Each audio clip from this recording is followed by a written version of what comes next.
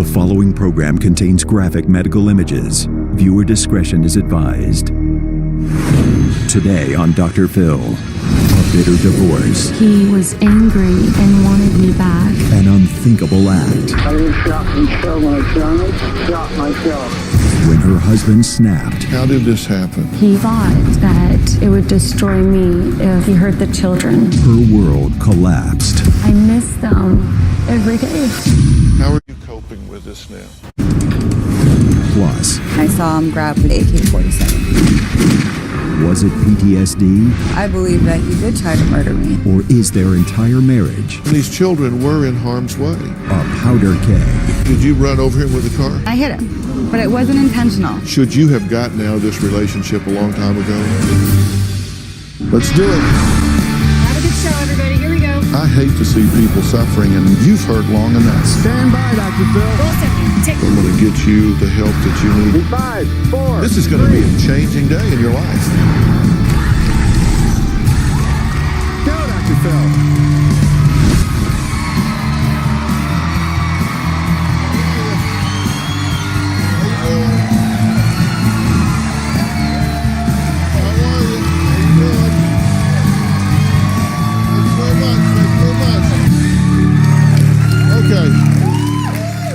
All right, I want you to take a look at something with me. Look at this cell phone exchange. The friend says, "You okay?" Samantha, "I am at the moment, but who knows when he's going to explode again." Friend, "Do you want me to come get you to at least get away for the day?"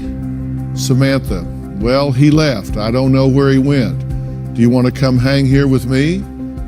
Friend, "Honestly, I'm scared if he comes back and I'm there. The last time I was there, he was mad that I was there." Samantha, "Okay then." Friend, "I'll come get you and bring you here, but you just said he was threatening to kill you with an AK-47. You shouldn't even be there. You should want to leave." Sadly, my first guest, Samantha, didn't leave. And eventually, the inevitable happened. Adam and I have been married for 4 years. We have a 6-year-old daughter and a 2-year-old son. When Adam first got back from Iraq and was discharged from the service, everything was great. It wasn't until a few months into him being home where things just really started to get very bad for us. He was drinking and using drugs, and then we began to fight all the time. I would be called ugly, nobody loved me, my family hates me, my son doesn't like me. There was an incident where he had a handgun and threatened to kill himself, and then pointed it at me and threatened to kill me as well. After he threatened me the first time with the gun, he disappeared for a week with his friends. One day, Adam and I were fighting about our finances. He had said he would shoot me. I didn't believe him. I thought he was just venting. After we argued, he left for approximately 8.5 hours. When he came home, he was walking around the house just calling me horrible names. And all I remember is standing at the bedroom door, and I saw him grab the AK-47.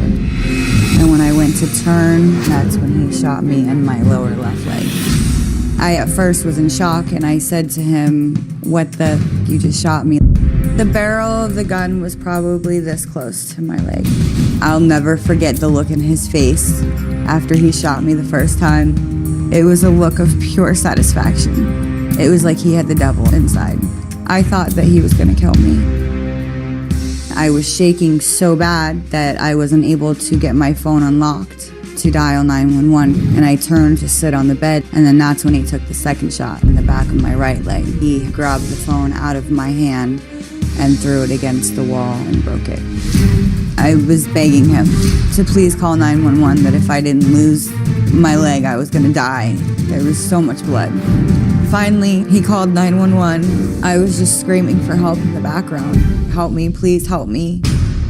There was 55 minutes in between the time that he shot me and the time that the SWAT team and paramedics were able to come into my home. That 55 minutes was the worst time of my life. I've never been more terrified. Adam is currently charged with aggravated assault with a deadly weapon. I believe that he did try to murder me. Samantha has had 5 surgeries and skin grafts to her legs and face.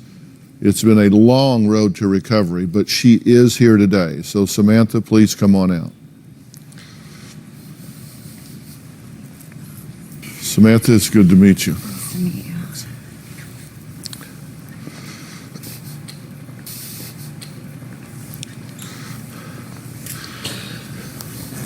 I am so sorry what has happened to you. That's not right. It's not fair. There's no reason. There's no justification, validation, or anything that can be said that puts this in a context or makes it okay. Tell me how you're doing physically. I'm very challenged. This is the new reality that I have to live with. I will be able to walk again, but it's going to take a long time of physical therapy and a lot of work. Right. Life will never be the same for Samantha. She now struggles daily with partial paralysis and navigating the world from a wheelchair. Let's take a look at that and then we'll talk. The shooting happened a little over a month ago, and since then I have fallen into every challenge. I have to learn to live my life all over again. It's hard. I constantly have to rely on other people to take me places. I haven't been okay to drive yet. Just pull that chair out so I can sit there until we can get a sock for my foot. Thankfully, my right leg is healed. As far as my left leg goes, I'm missing a huge part of muscle. My leg is deformed. I'm looking at 3 to 6 months of physical therapy before I'm able to walk again. It's a huge struggle to function without being able to use my legs. I can hardly get dressed myself. Is that okay? You're just gonna try and get a bigger sock. I have to use a walker to go to the bathroom. I'm bound to the wheelchair. I can't take showers by myself. The biggest emotional challenge has been trying to wrap my head around how someone who claims to be in love with me could do such a horrific thing to me. I try to be optimistic, but this has brought a huge depression in my life. Why do you think this happened? I honestly don't know why this happened. I don't think anybody except for him will ever know why it happened. When I looked back at this, I wrote down some things to ask you if you thought, taken as a whole, that you missed some warning signs here. You're saying he's spending money that you need for family and children on drugs and hotels, right? That's correct. Then it was about that time, it's the first time that he pulled a gun and threatened to kill you. Yes. Now, soon after, you kick him out, but not about the gun. You kick him out because he's not paying the bills and taking care of the kids. He's not being a husband. He wasn't being a husband Right. or a father. Then we go to July of 13. You tell a friend that he said he wants to kill you. You called the police. You had him arrested about a gun. He makes bail and you allow him back in. Tell me why. He started to go get help. He was making his appointments. He was, for the most part, better at home with me, with the kids. And it wasn't until he started using again that he took another turn for the worst, and then he never came back from that. And there was a lot of non-physical violence that took place.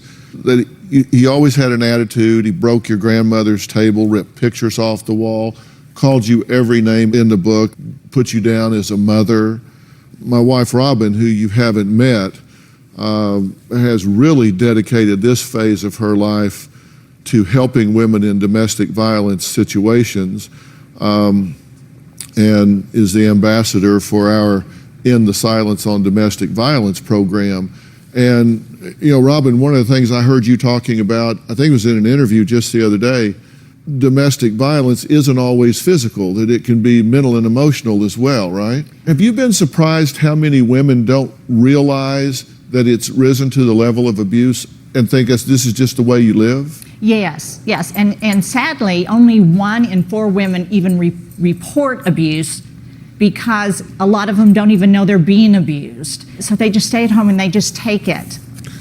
Now, in this situation, she is essentially describing you at different points. You never said to yourself when you guys were going back and forth and he was being ugly and saying things, that wasn't something that you considered actionable, criminal. It was just kind of, well, this is a rough patch, you called it. Yeah, he admitted to me many times that the reason that he would call me those names and he treated me the way he did was because he didn't want me to leave. It was because he loved me so much. Even after he shot you, though, he refused to let you call 911. Correct. He said, you're just being greedy. You're just being selfish. Oh, you care about your legs. You don't care about anybody or anybody. He shot you twice with an AK-47, and he's calling you selfish. Yes, he was upset that he would never see his kids again if he went to jail. So he was more worried about that. And when I was begging for help, he didn't care very much. So why does somebody do this? We're going to answer that question. Now, we reached out to Adam Brown's family, and they said, well, there's another side to this story that needs to be told, and that this is an issue that may affect more people than you would ever think. We'll be right back.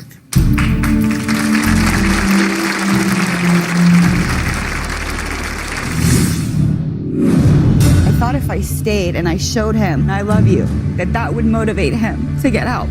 You got children with a drug-using AK-47 armed. That's not saving your family. Adam's family has never liked me very much. They've always treated me pretty poorly. His family is supporting him. At the same time, they have been there for my children, but when it comes to me, nothing. Samantha says she was shot in the legs by her husband Adam, who reportedly suffers from post-traumatic stress disorder. Now, let me give you a definition of post-traumatic stress disorder so you know what we're talking about here. It is an anxiety disorder that some people develop after seeing or living through an event that caused or threatened serious harm or death. Now, Adam says he does not remember pulling the trigger. We reached out to him, we reached out to his sister Diane, and she sent us the following email. I am writing you because my sister-in-law Samantha Brown is coming on your show due to my brother Adam Brown, who has severe PTSD. Now, I would like to state what happened was awful. I would also like to state that she has abused Adam Brown for years. She ran over him with a car, stabbed him, and even threw a 10-pound ashtray at his eye, and he couldn't see for 2 weeks.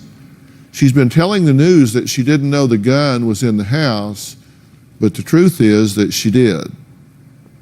Due to her drug use and bad parenting, the kids are not to be with her. When her husband would go to school, her 5-year-old would be running around the complex asking neighbors for food for her and her younger brother, who is 2 now, because Samantha would be sleeping and would neglect to feed or change her kids' diapers. I know you're a good judge of character and should see right through this girl. My brother Adam Brown is suffering from severe PTSD, and my heart goes out to him and every other war vet out there suffering from this disease. This is a tragedy that happened to Samantha. It's also a tragedy to Adam, who has to suffer from this disease, who loves his wife and kids and wouldn't hurt a fly before the Army and now. So, what's your response to that? I'm amused by that. I never hung out with Diane. We've never been friends. We've never gotten along since the first day. She was telling me all kinds of stuff to stay away from Adam. He's a bad person. So for this, I don't even know what she's thinking, to be honest with you. Okay. You say there were times that you were physically combative with Adam. Absolutely. I'm not going to sit here and lie and tell you that the arguments weren't bad. Did you run over him with a car? I didn't run him over. We were in a parking lot, and he got out of the car, and I went to take off, and then I went back to get him, and I hit him. But it wasn't intentional. I couldn't see him. If I had hit him intentionally, I would have just done it. were there what I call discontinuation criteria here that looking back, and again, I say 20/20 hindsight, looking back, that you say this was a deal breaker a long time ago, I stayed too long? Should you have gotten out of this relationship a long time ago? I honestly feel that I did everything that I could. Granted, this is what happened to me for staying, but I wanted my family. I still love my husband, and I would not change trying to save my family at all. If your mate is addicted to drugs and does not get serious professional help, I mean, right now, you're no longer living with your mate. You're now living with a drug addict. If they begin to abuse you mentally, emotionally, physically, spiritually, any way that they abuse you, that's a deal breaker. There are deal breakers where you have to say, that's it. This is not a family. This is not a marriage. And I am not going to be with this person unless and until an objective, independent professional tells me it's safe to go back there. You have children in that home, as you mentioned. You've got children with a drug-using, AK-47 armed and firing a weapon. That's not saving your family. That's putting yourself and your children in harm's way. Absolutely. But, and for me, if he was sick, if he fell ill, I wouldn't just bail on him and leave him to fend for himself I wanted to be there to support him. And I thought if I stayed and I showed him that I'm here with you no matter what, and I love you, that would motivate him to get help. Right. And there's a point at which you focus on why, and then there's the point at which you focus on what. And you can focus on why he's doing what he's doing, and we're going to do that in just a minute, but then you also need to focus on what he's doing. Because if somebody is shooting at me, I don't really care why. At that point, the what matters. What's happening is I'm getting shot. Why right now isn't important to me. And so we have to make those distinctions. And so if your husband is abusing you and therefore exposing your children to that kind of violence, we can worry about the why after we stop the what. After we stop the what's happening, then we'll worry about the why. And I'm saying this because I want you safe. And if you were arguing and throwing ashtrays at him and stabbing at him and hitting him with a car during a fight, or I don't care whether 10% of that, 20% of that's true, all of it's true or whatever, that's not good for you. It's not good for him, and it escalates terribly. After all of this, why were Samantha's children taken away? What's going on there? We're going to talk about that next, and I'm going to talk about what I think contributed to this man turning an assault weapon on his own wife. We'll be right back.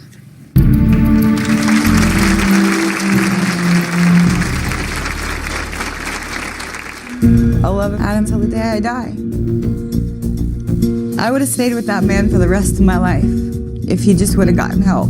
I wanted it to be back to the way it was when we first got married. I believe in time I'll forgive him, but I don't think it's going to be anytime soon. Adam is currently being held for evaluation in a mental health facility. If it turns out that he doesn't have PTSD, I want him prosecuted to the fullest extent of the law.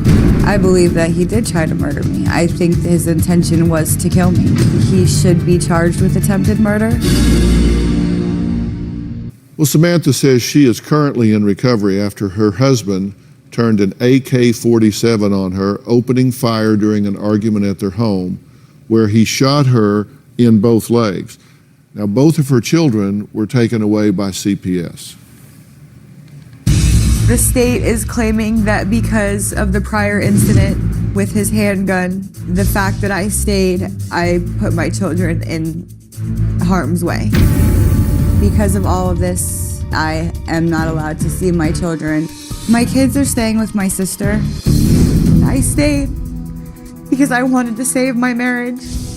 My whole life has been taken away from me. I have no job, I have no home, I have no money.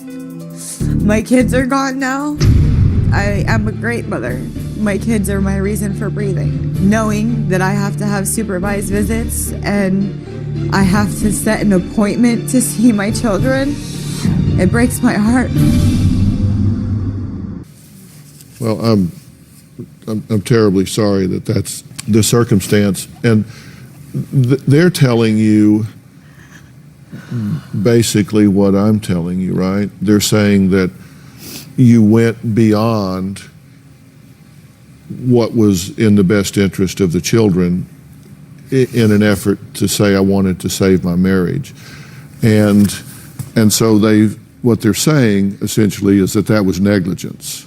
And so they're going to want to see that that has changed, and I'm going to help you make that happen, okay?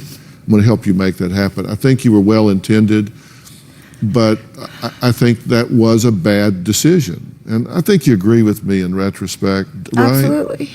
And, you know, I said, why did this happen? And I want to talk about that for a minute. When we talk about PTSD, and do you think that your husband suffers from PTSD?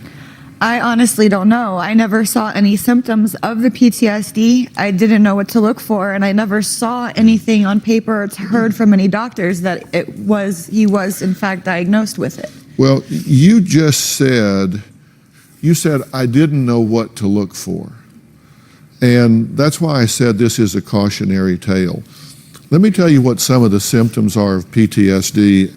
Dreams and nightmares, intrusive recollections, where involuntarily whatever has happened, things that you have seen, maybe you were in a car wreck. It isn't just for veterans. I mean, it could be a car wreck, it could be something horrible in your life. But for them, you know, seeing friends blown up, getting blown up, being traumatized, those recollections come back. Reliving the trauma as illusions, hallucinations, and dissociative flashbacks.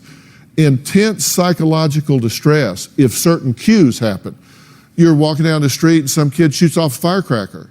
It would scare anyone if you weren't expecting it, but these folks would respond to it in a very dramatic fashion.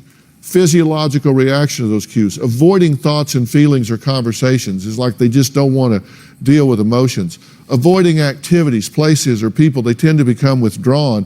Feelings of detachment and irritable or aggressive behavior. And the PTS warning signs that abuse may occur: a history of past battering, threats of violence, breaking objects, use of force during arguments, jealousy, controlling behavior, quick involvement in relationships, verbal abuse, blaming others for problems, cruelty to children, animals, abrupt mood changes. Any of these things that a person might see would mean you've got a precursor to abuse. And that is problematic. Now, I say this not to excuse his behavior at all. At some point, you have to focus on what, not why. What he did was pull out an assault rifle and shoot his wife. That's not okay. But we also have to understand we've got some serious problems happening associated with family members of combat veterans with PTSD. One researcher reports that 50% of treatment-seeking veterans with PTSD or combat-related mental health issues commit wife battering and family violence. 50%. I just thought he was grouchy and depressed. Male veterans with PTSD are 2 to 3 times more likely than veterans without PTSD to engage in intimate partner violence. And the majority of these veterans with combat stress commit at least one act of spousal abuse in their first year of post-deployment. What I'm saying here is there are so many victims in this situation that it's heartbreaking. You clearly are a victim here. Samantha, I hate that this has happened to you. Here we have a man that went to a war he didn't start it. He didn't want to be in all of that mess, but there he is. And he comes back with what I believe is a very likely disorder. I haven't met him. I haven't evaluated him. I don't know. And I've seen some of his records, not all of them. But it has to be on the short list of considerations. Had I known beforehand about the PTSD, had I been able to get him to open up to me instead of getting angry with me when I wanted to discuss it with him, maybe things would have been different. But he didn't talk to me. There was no communication about it. You've been shot. Your kids have been taken away. You have every right to be bitter. We did reach out to Adam's family for a statement, and they sent us the following letter along with a copy of some of his psychological report from the VA. This is their letter. Since returning from active duty, Adam changed from a quiet, decent young man to a depressed, quiet, sullen individual who began drinking, experimenting with drugs, and showed at times serious anger issues. He's been hospitalized on numerous occasions at the VA for depression, alcohol abuse, and drug abuse. He experienced several seizures associated with medications prescribed and was reluctant to continue taking the medications. He's been steadily going downhill, and his family feels he has given up. His attorney unsuccessfully attempted several times to have Adam transferred to the VA for treatment, and the VA claims not to have the facilities to treat him. We continue to not only try to help Adam, but also his wife, and especially his 2 children. We are deeply sorry for the events that took place, but feel the proper medical attention was seriously lacking. Thank you for your help, the Brown family. So that's what they have to say. And are they trying to kind of minimize and excuse? And I mean, they're his parents. I totally understand that, and I agree with everything that they stated in that letter. The only thing is, as far as supporting me, I've talked to his mom 2, maybe 3 times since this happened. Yeah. Not to his father at all. The only time I talked to his grandmother was when she called and asked me to call the DI on his behalf. So as far as my kids, yes, absolutely, they take my children every weekend to help my sister out. They're wonderful to my kids. I'm not gonna sit here and dispute that. Everything they said is true. Yeah. He was an amazing person. When he came back from Iraq, he was completely different. Okay, and you see what I'm saying, and again, I am not excusing, and you have every right to be bitter and upset, and I mean, you've been shot, your kids have been taken away. This is a horrible situation and circumstance. Has CPS given you an action plan for getting your children back? I'm still waiting to hear from the case planner. They were supposed to call me. I haven't heard anything yet. Well, I can tell you what some of that is going to involve. It's going to involve some training as a parent. They're going to want to know that you've had conversations like we're having right now. They're going to want you to complete some protocols of parent training and that sort of thing, which I know you will happily do, and you're a very bright young woman. Absolutely. And I want counseling for myself anyway. I don't think that I'll be able to continue my life normally without it. We want to help fast track that situation with CPS and getting you that training and getting you that help and getting you on your feet. You made some really bad choices. You failed to make some right decisions. I think you see that now and more as we talk about it. That was then, this is now. Let's make sure you have the right tools and move ahead. Because, and these children were in harm's way. I mean, in retrospect, you see that, right? Because irrational people sometimes victimize the children even rather than their spouse. And coming up, we're going to talk to a woman who experienced the greatest horror a mother could ever experience at the hands of her ex-husband. And you will understand how badly this can go.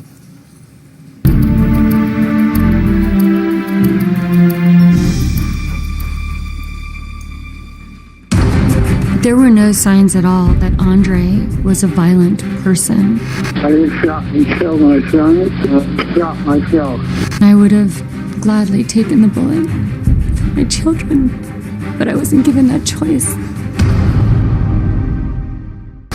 My next guest, Lori, says when she got married, she thought her husband was the love of her life. She never imagined he would turn into this. I was married to Andre for 11 years. We had 2 children, Alec and Asher. Everything was great until he revealed that he was living this secret life. He said he had been with 27 prostitutes. I was shocked. Ultimately, I decided to divorce him. He was angry and wanted me back. There were no signs at all that Andre was a violent person. On March 30th, I dropped Alec and Asher off to Andre. On March 31st at 7 in the morning, my cell phone rang. I saw that it was Andre. I didn't pick it up.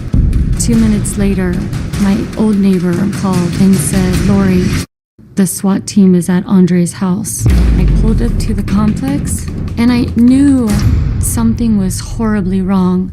I just shot and killed my son. Shot myself. You did what? I asked the officer if Alec was okay, and he said no. He shot Alec. And then I asked if Ashley was okay, and he said no, he killed him too. One moment, my life was normal, and the next minute, my life as I knew it vaporized. And then I asked, what of Andre? He shot himself, and the bullet just went out his cheek. Sir, where did you get shot? What part of your body did you shoot yourself? Okay. Like this. So there were 4 bullets, one for Alec, one for Asher, one for me, and one for him. And I would have gladly taken the bullet for my children, but I wasn't given that choice. The murder-suicide note said, "You're going to be alone for the rest of your life." It was addressed to me, and Alec was just learning how to write, so he spelled his name. And Asher, he's 15 months, he just went like this. The Valley father who shot and killed his 2 young sons has been sentenced to death.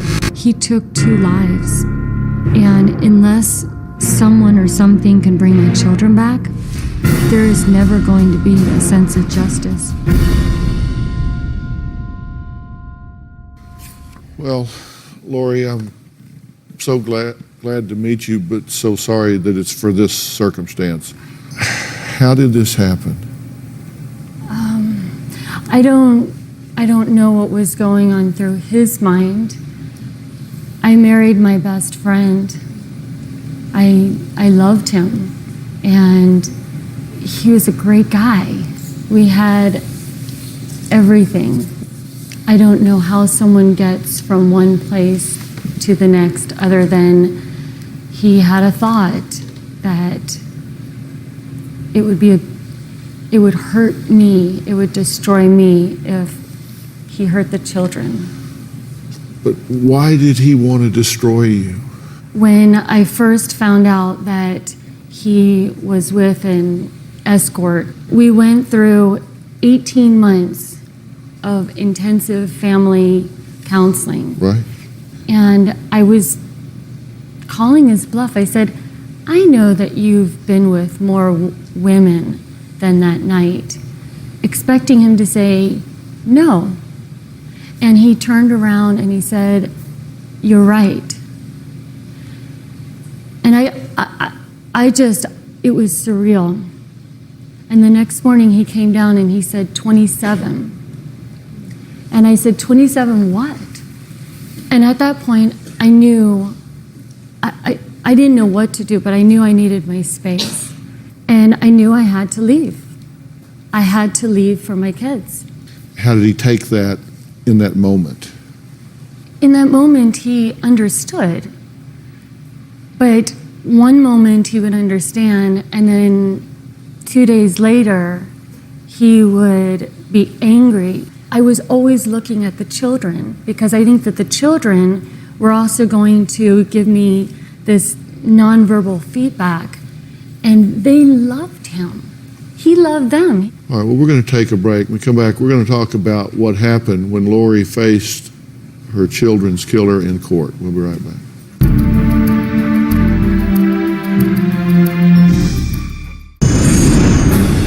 Every day I wake up and I live every parent's worst nightmare, that their kids were killed.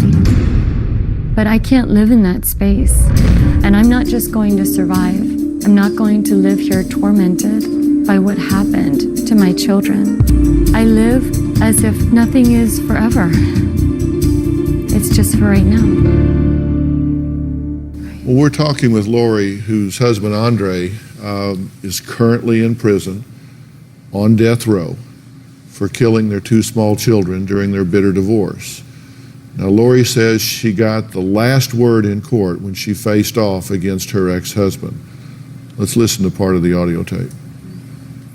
I have waited almost 3 years to look at you and to tell you a few things. I have never imagined that I would be standing here facing you as the murderer of our children. And the fortunate part is that you didn't have the courage to finish your act of killing yourself. You are not mentally ill. You killed our children. You are the stupidest person I have ever met. You are the stupidest person because I loved you. Andre, you killed the two people who loved you. Alec loved you. And you killed him. I do have hate for you. But you know, I also have the ability to love. But my happiness does not lie in Alec and Asher. It can't, or I'll die. It lies within me. And you couldn't take away my happiness.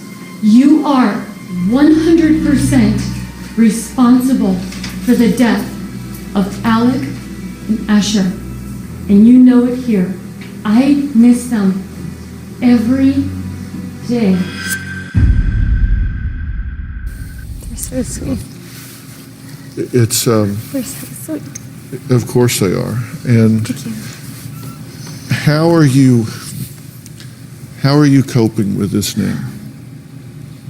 How are you changed? Well, you know, one moment my life was normal, and the next moment I couldn't recognize my life. Have you grieved the loss of these children? I grieve. I miss them. Every day. Every day is Mother's Day without my kids. Mm-hmm. You know, there's grief, and then there's trauma, and then there's this. And the person who is supposed to protect them didn't. You know, as parents, we believe that we're supposed to protect our kids. And for a long time, I blamed myself because I was supposed to protect them. But I didn't even know that they were in danger. So I've traveled 1,000,000 miles grieving their loss, and I still do. Do you still blame yourself for this? No. Because it sure sounds like it, because you sure said, I was supposed to protect them and I didn't. That sounds like unfinished emotional business to me. That was my truth for a long time. And to even talk about those beliefs are so poisonous that that's the space that I couldn't live in. We're going to talk about how to move forward even from the most horrific of circumstances when we come back.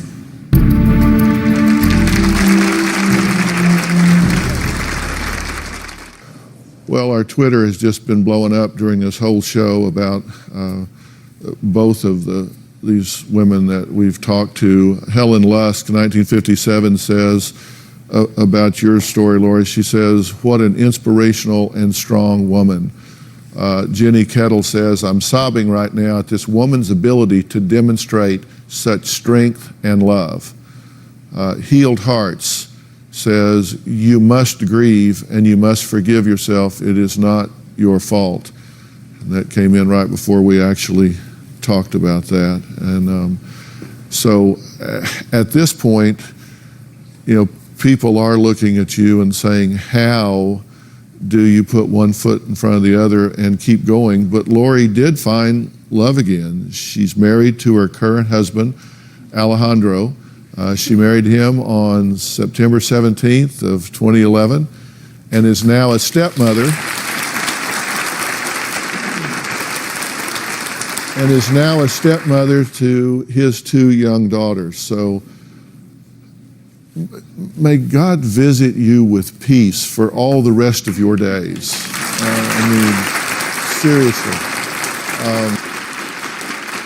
You know, we talked earlier about PTSD. I'll put all of that information for you on drphil.com so you can recognize if maybe you're in that situation or a loved one is, and then you know how to reach out for help. I want to thank all of my guests today. Thanks for being here so long.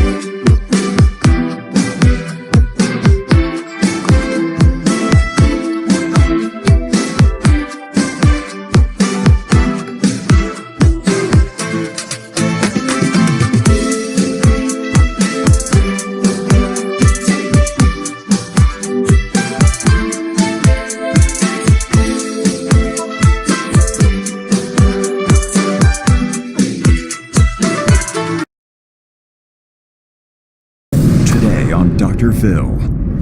Her husband was having an affair when he was murdered. He didn't die fighting for me. He died fighting for her. Now, a Dr. Phil exclusive. You had no idea that he was having an affair? The wife and the mistress come face to face. Your husband took his last breath with her and not with you. Were you in love with him? I was infatuated and I loved being loved by him.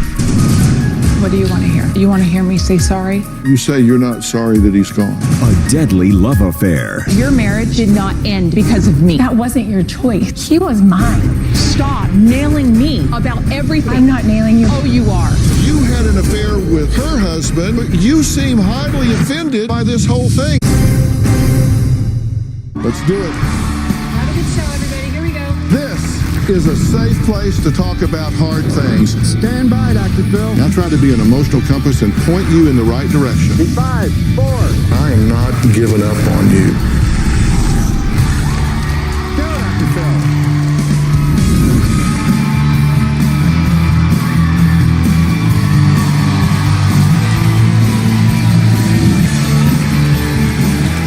How you doing?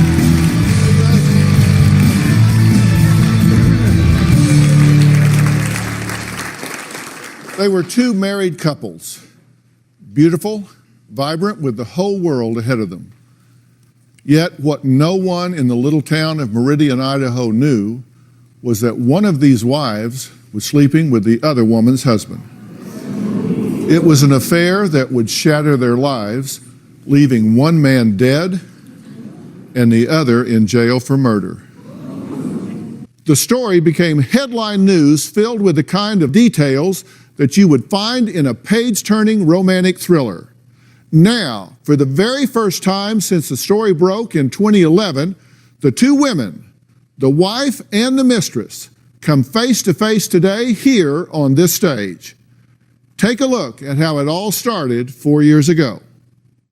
We do have some breaking news to report. Dispatchers say they have received a report of shots fired. Police say a criminal defense attorney was fatally shot after a domestic dispute last night. Just after 10, scanners started blaring as police tell dispatch there's 2 men down and 1 shot in the head.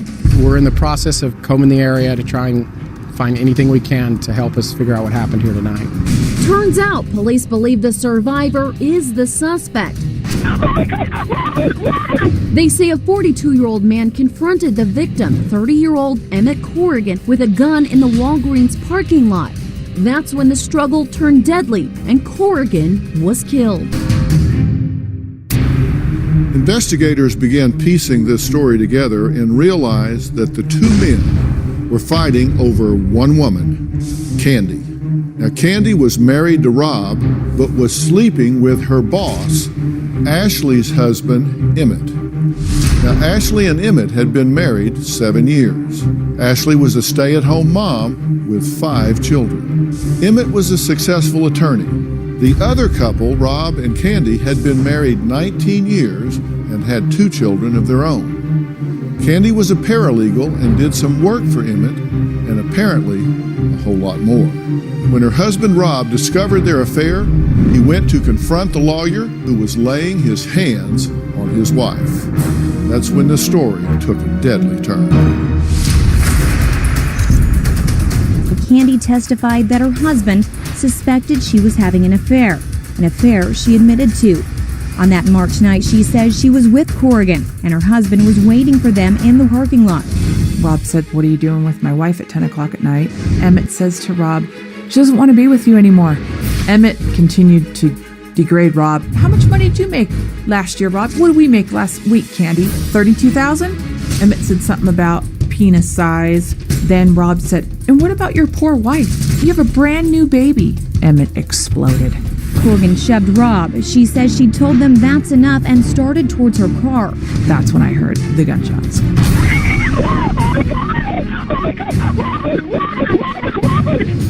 Investigators and attorneys worked more than a year and a half trying to piece together exactly what happened.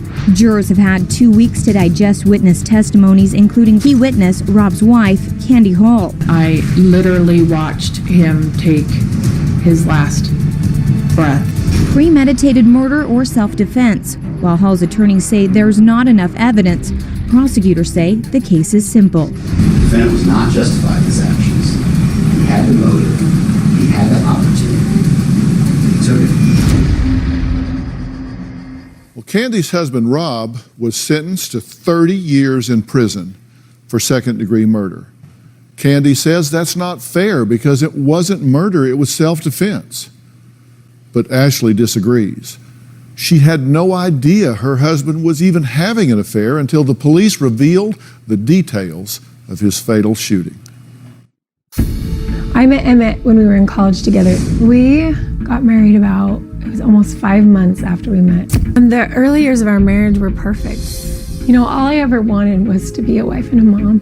And we got blessed with children right away, and we were living our dream. Once he started working, I thought things were going to calm down and we'd have him around, but he just kept drifting further and further away. A few months before Emmett died, I started really thinking that something was wrong. I didn't feel the loving Emmett that I had always felt. When I look at pictures of Emmett, I almost look at myself like, what an idiot you were. You didn't have a clue. The rational side of my brain would be like, he doesn't want an older woman, he's got you. It's humiliating.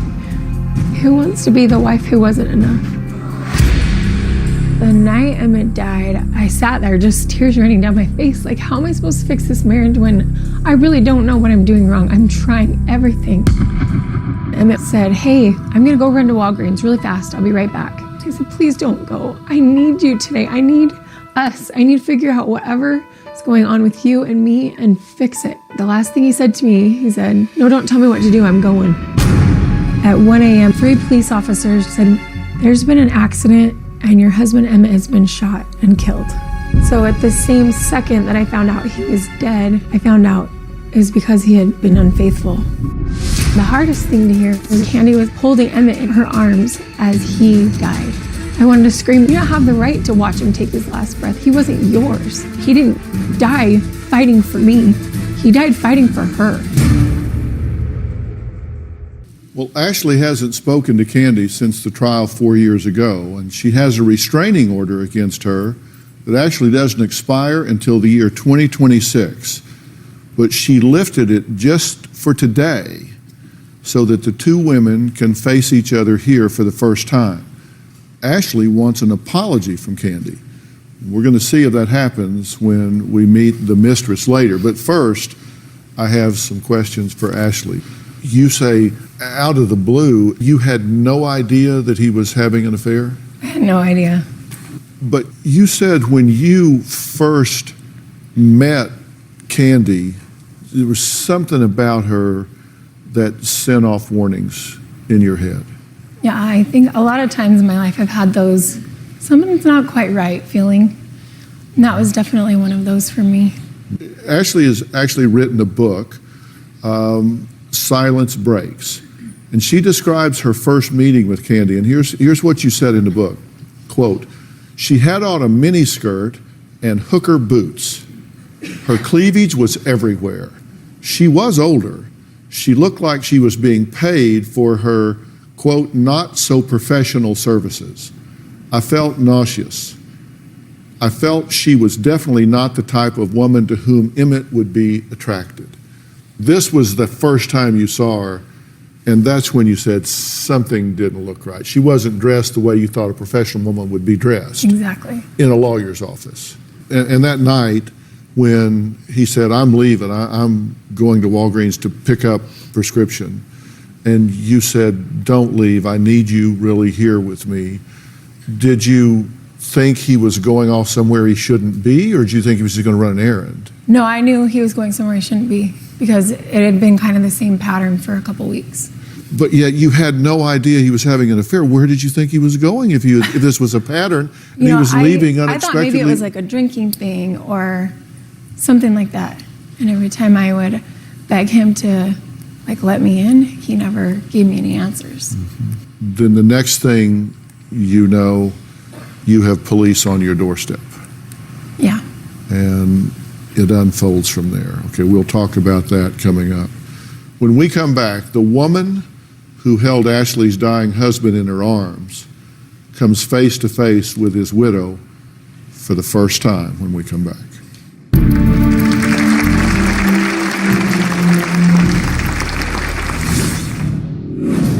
Emmett's the one who set it up. Emmett wanted me to leave Rob. So if he was so bad, why were you having sex with him? You want to hear me say sorry? Emmett told me about a paralegal named Candy that he wanted to bring on and start a law firm with. The minute I heard her name, I just got this uneasy feeling. I went to visit Emmett at his office, and that was the first time I met Candy. I walked in, and everyone was just kind of staring at me weird. I said, hey, is Emmett in there? And they're like, yeah, he's in there with Candy. We dare you to walk in. I just opened the door, and I walked in, and they were sitting there giggling, and things just didn't seem right.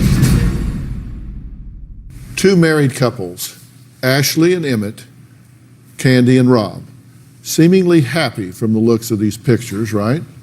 But the truth came out on March 11th, 2011, when their worlds were destroyed by an affair and a murder. Ashley was married to attorney Emmett for 7 years. She never imagined Emmett would be having an affair with his older paralegal Candy. I met Emmett at a business lunch. He was in hot pursuit of me coming to work for him. He would show up at my office every morning, email constantly, all day long. One morning, we went to pick up some items for the office, and that's when he kissed me. He said, I'm sorry, I just had to do that. I thought to myself, what is he doing? I'm not worthy of a man that's 10 years younger than me, I remember Emmett's paralegal telling me that he had 5 children, but that his wife was awful towards him. I think deep down, Emmett knew what he was doing with me was wrong, but he didn't know how to change it. He liked all the attention and the control that he had while he was cheating. Ashley has to understand that this behavior of Emmett's, it started way before me. He ruined the family years ago. I did not ruin that family, but I am the only one that she blames for everything. I think the most hurtful thing, it's how Ashley portrays me as some cheap, slutty, no good for nothing, inconsiderate whore. I think if Emmett was here today, he would actually tell Ashley that she's wrong about what she's doing. I strayed, that's what I did, but that does not define who I am. Well, Candy has not spoken to Ashley in 4 years, and as I said earlier, Ashley had a long-standing restraining order against Candy, but she lifted it just for today's show. So let's bring Candy out.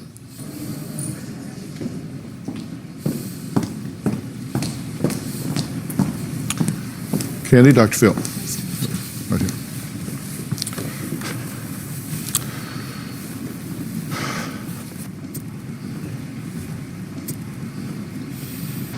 What do you want to hear? You want to hear me say sorry? I am absolutely sorry. I have been sorry since day one. Emma didn't deserve to die. I'm not here to have you say you're sorry. I'm here to hopefully help you understand what it's been for me. You had this power over me because you hurt me so bad. And I was waiting and waiting for you to come and fix me. And I guess today I'm not here for you to fix me because I've done that all by myself. I've been dropped to the ground by all 3 of these collisions. So I just want you to know that I'm still standing. I'm still me. You might have made me fall by some of your choices, but you didn't break me. But I think it's important for people to understand the internal dialogue that you had. What did it mean to you that your husband took his last breath with her and not with you? It was humiliating. You know, you marry someone so you can be their everything. So on really hard nights when you're questioning who you are, they're fighting for you. And to have a gun tell me that I wasn't enough for it to stay at home, and to have a man so angry that I wasn't enough and my children weren't enough for him to beat the crap out of him, and that would have been fine. He probably deserved that. And then to have a woman who, you knew who I was. I mean, my picture at one time was in Emmett's office. You held my baby, for gosh sakes. You volunteered to babysit my baby. And then to have this night where you're telling Emmett that your husband's beating you up, and you're telling your husband that Emmett's doing all this stuff, and to have this night where almost you wanted them to fight for you. No. That wasn't fair. Because my husband should have been home fighting for me, and that's been the hardest thing, to know that I wasn't enough for even you. You were fooled. Okay, I never told him that Robert was hitting me. I never asked for him to follow me home. Why were you going with him to seek a divorce attorney because of No, abuse? he took me there. Emmett's the one who set it up. Emmett wanted me to leave So if he was Rob. so bad, why were you having sex with him? Because it's an affair is the most selfish thing you can do. It is the worst thing I've ever done. I did have a major void in my life at the time, and he filled it. When we come back, were there other women in Emmett's life, or was Candy his only affair? We'll find out next. I have to live with this every day. I know. You need to know that it wasn't just me. He had sex with somebody else the week before me. Even though this was my first and only affair, this wasn't Emmett's only affair. I found out about his affairs after the shooting. in police reports, just as Ashley did. They think they have some pretty concrete proof that Emmett had other affairs, but no one's come forward or anything like that. Finding out that my husband had shared an important part of our marriage with other people, it made me feel smaller than I could ever imagine. We obtained a police report where a woman came forward to explain to the police that the scratches on Emmett's hands found during his autopsy came from a night of wild sex with her, is what she testified to, right?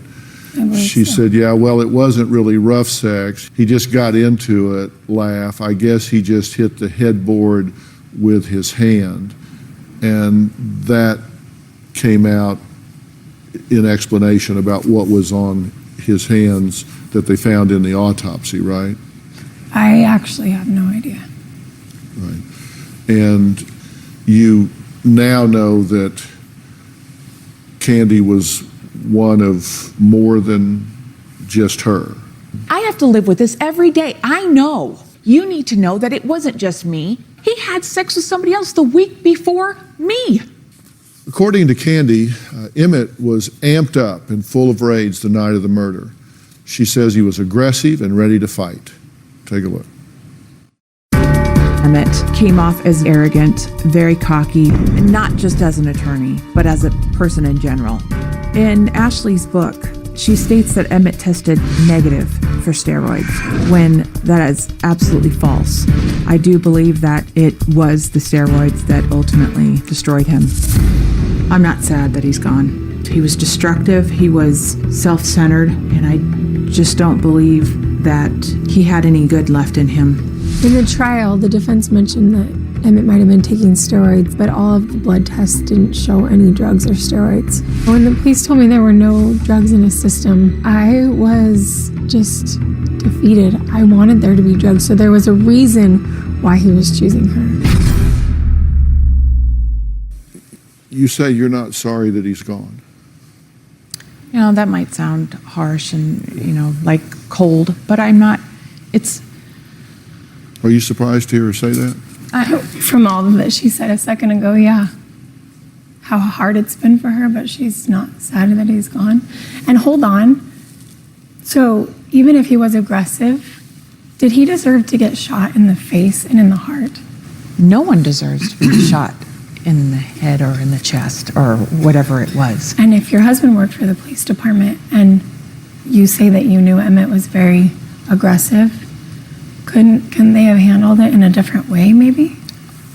I think it was never intended to go that way. I think it was never even, no, I don't think it was, because the way the conversation was going, it was going downhill. And then Rob points you out, you being home, your poor wife, and that's when he lost. Is there any way Rob could have told himself that? Pointed out me. I don't know. I can't speak for Rob.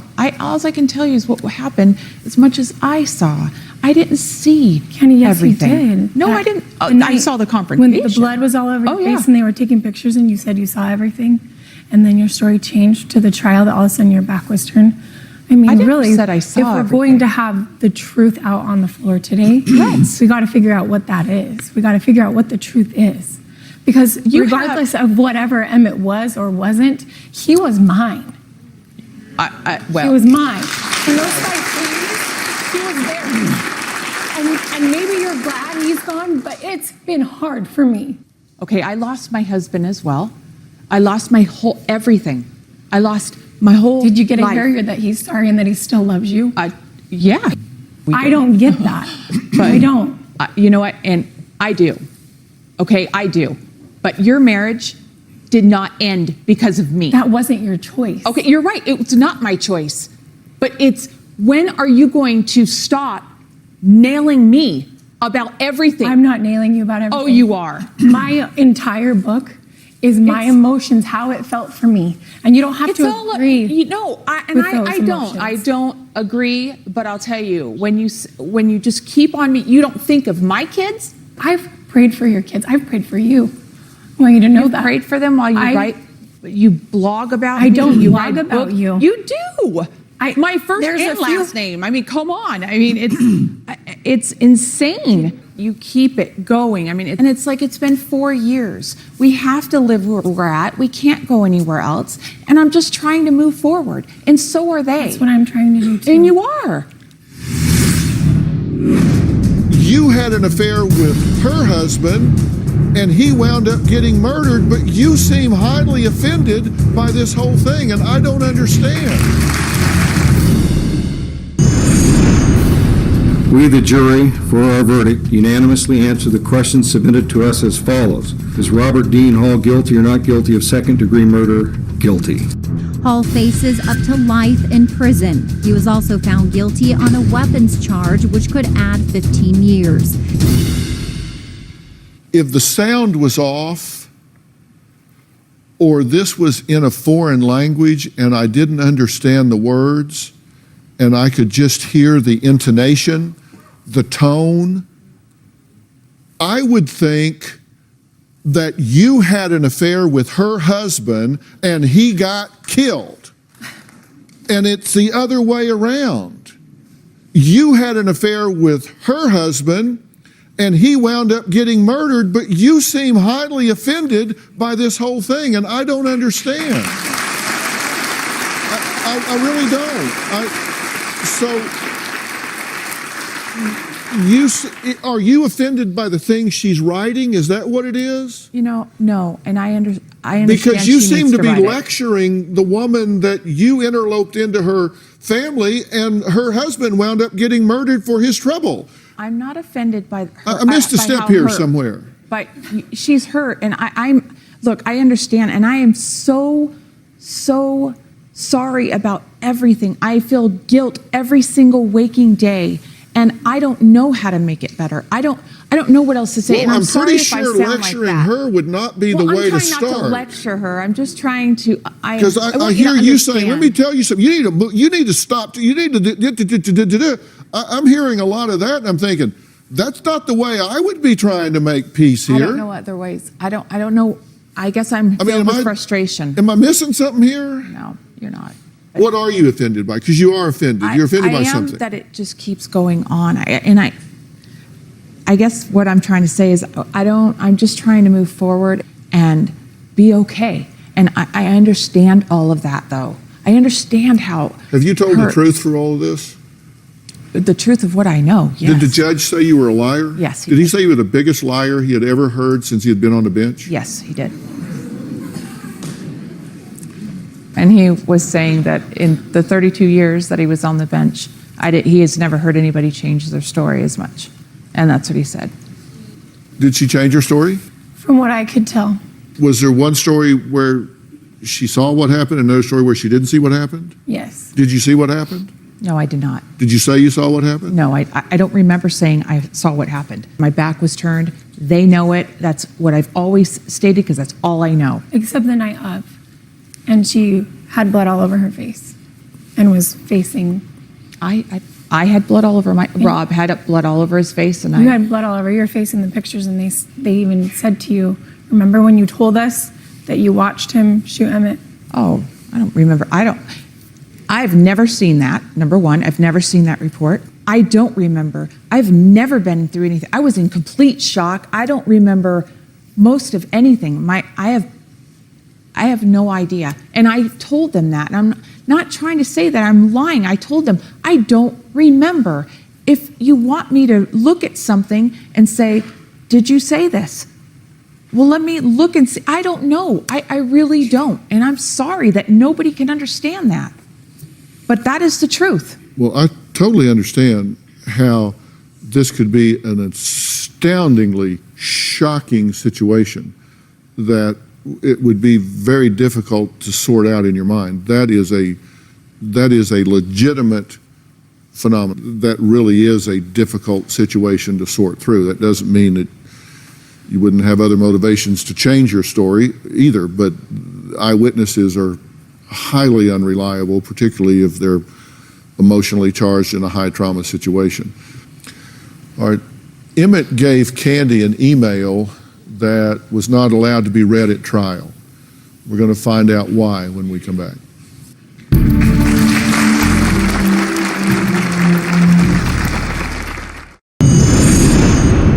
my new husband, Sean. He is the greatest gift to our family. Emmett died in March, and then we met in May, and then by the end of the summer, we were married. It was crazy fast. I think it is very strange that she got married so quickly after Emmett's death. I find it very creepy that the current husband of Ashley drives Emmett's truck. I don't understand that. It seems odd.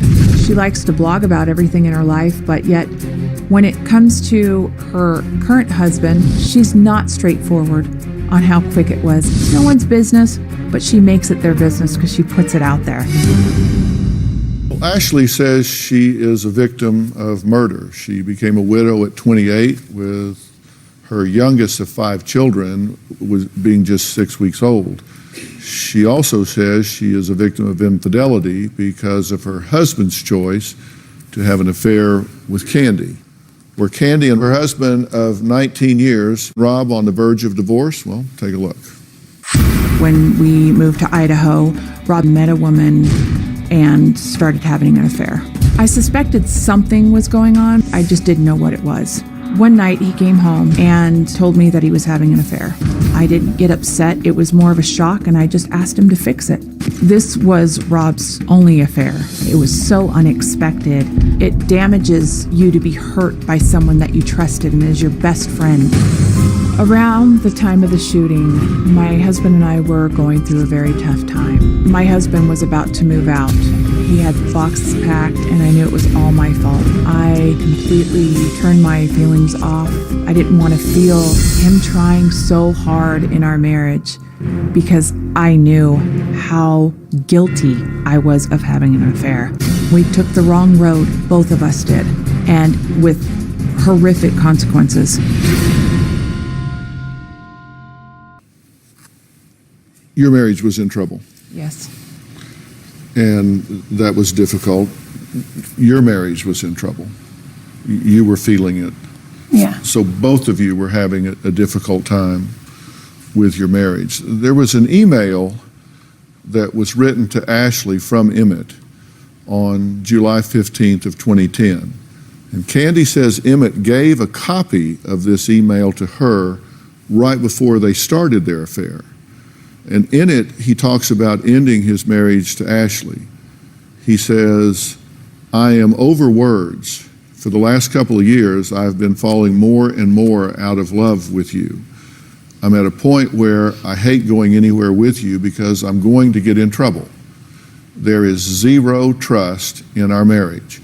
You feel like I don't look at you, but I always do. I love you. I love the girl who originally fell in love with me more. But if I have to leave you so my son doesn't have to question his father's integrity, then I will. I want to be your hero again. He wrote this email to you, but he gave a copy of it to you. Right. But you didn't read it. No, he gave it to me during. But you didn't read it. I did not. Were you in love with him? I was infatuated. And I loved being loved by him, supposedly being loved by him. When this happened, at one point after the shooting, both of them were on the ground. Yes. Who did you run to? Well, the first person I saw was Rob. So I ran over to him, and his head was down, and there was blood just pumping out of the top of his head. So I had my hand on his head, and I had dialed 911. I remember screaming, and then the woman on the phone on 911 said, "Is there someone else there? Is someone else hurt?" And that's when Emmett, and I turned and I saw him laying there, and then that's when I ran over and kind of just tilted him, and that's when all the water came out of his nose. You left Rob, yeah, with blood pumping out of his head, and you went to Emmett. Because she asked me who else is there. Well, up next, Candy's daughters are here to tell Ashley she isn't the only one dealing with a loss. We'll be right back.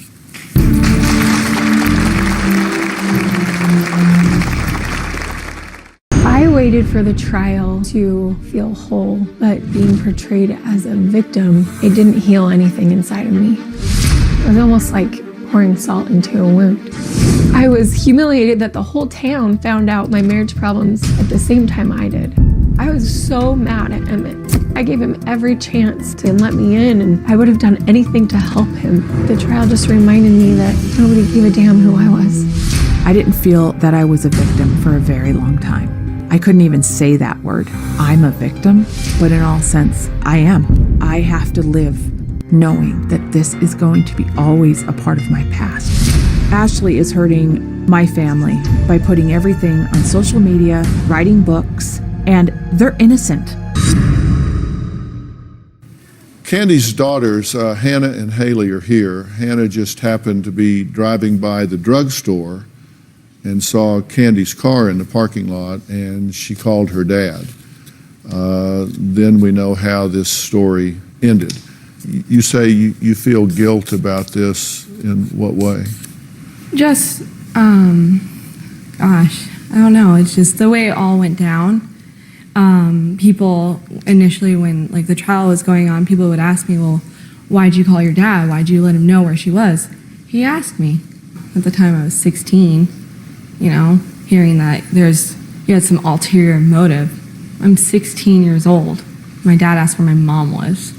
There was no motive whatsoever. Please. I was at the trial when you testified, and I hope that you know that there were so many people there that just felt more bad that you had to be dragged into it. And I honestly don't think there was one person who blames you for anything. And you certainly have no ill will towards Haley or Hannah in any way, right? No way.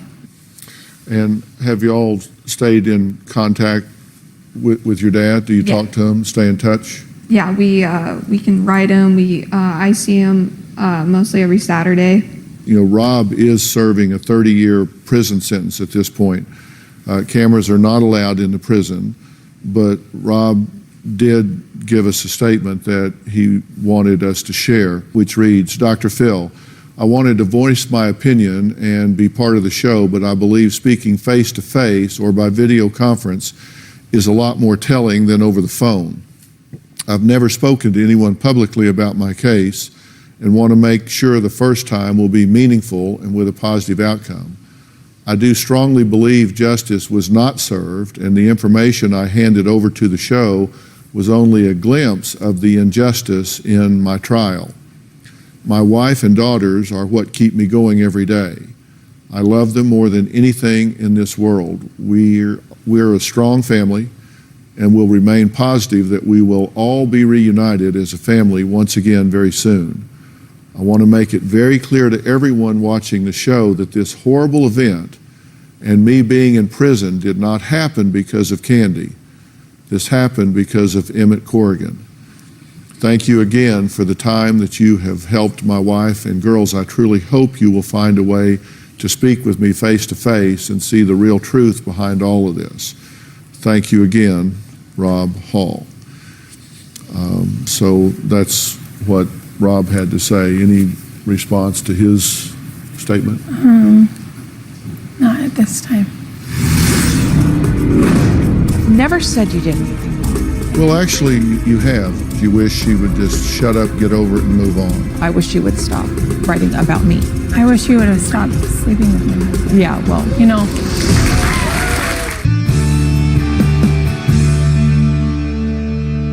What do you think happened that night?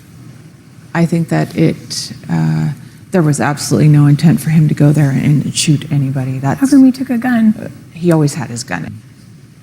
But I truly believe that Emmett wasn't going to let him walk out of there. Not the way he was that night. I'm looking for a way to move on. I'm looking for a way to say that I made a mistake. I don't want to put any blame on you, by no means.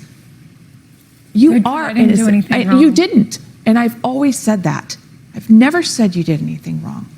And well, Emmett actually, you have. Well, I did. You said that she's making a career out of this, that she's writing about you, that she doesn't have the right to express her opinion, and that you wish she would just shut up, get over it, and move on. I wish she would stop writing about me. I wish she would have stopped sleeping with my husband. Yeah, well. You know. And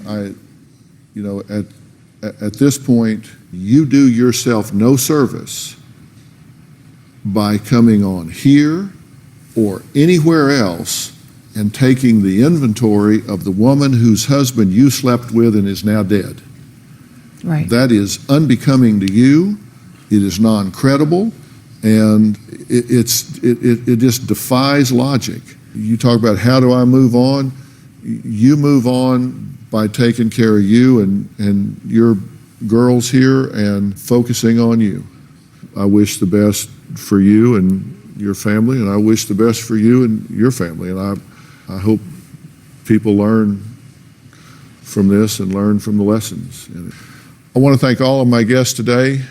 Join in on a discussion today on Twitter, Facebook. Use hashtag Dr. Phil, hashtag Deadly Affair. Thanks so much for being here. So long.